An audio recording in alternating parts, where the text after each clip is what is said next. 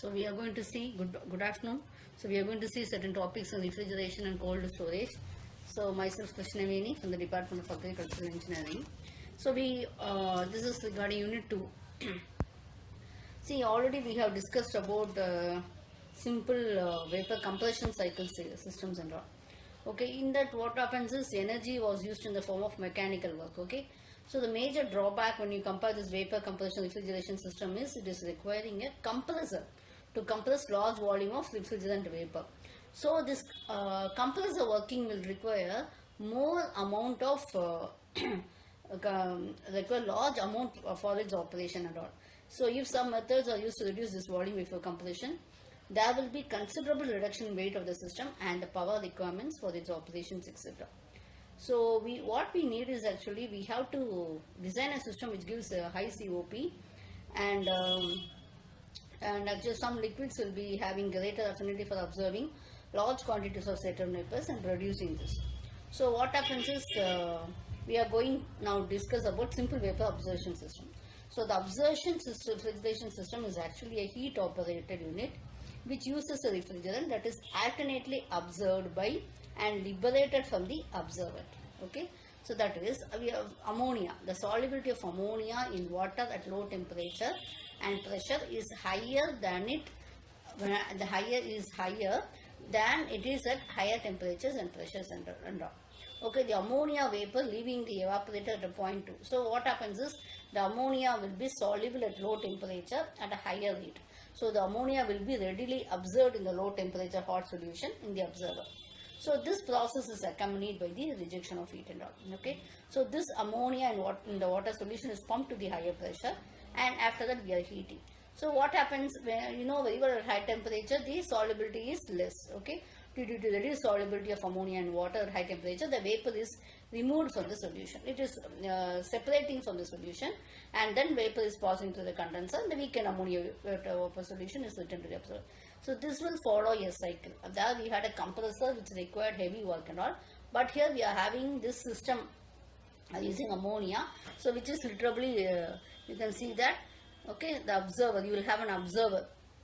From the last one you have an observer, and we are having the expansion one. Instead of your compressor, we are having it as here, we are using a pump and we are giving it to the observer.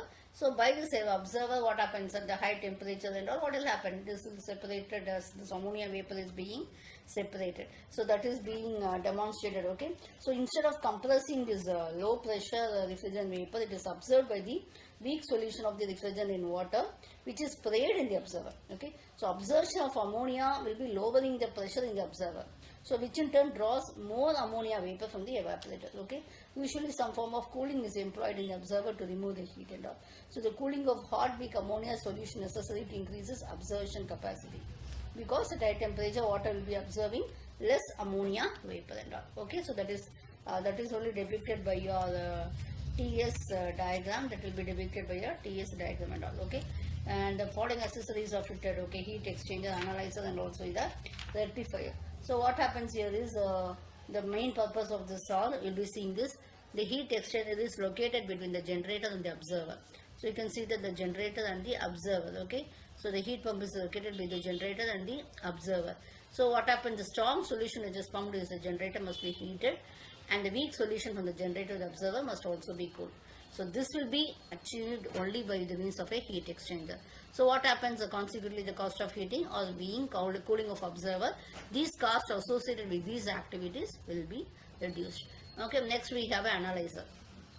Analyzer means it is to remove partly some of the unwanted water particles associated with the ammonia vapor going to the condenser. So if these water vapors are permitted to enter the condenser, they may enter the expansion valve and they will be freezing. So as a result, what happens?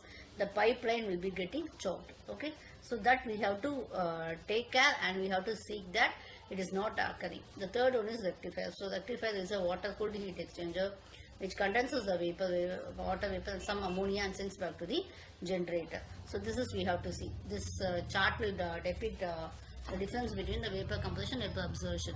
Mechanical high grade energy is used here. Mainly a low grade energy is used in vapor absorption. Energy supply is low here. High wear and tear will be more, and high performance at part loads will be very This is actually the wear and tear will be very high in more and all. Okay, the energy supply suitability will be used in high grade mechanical energy.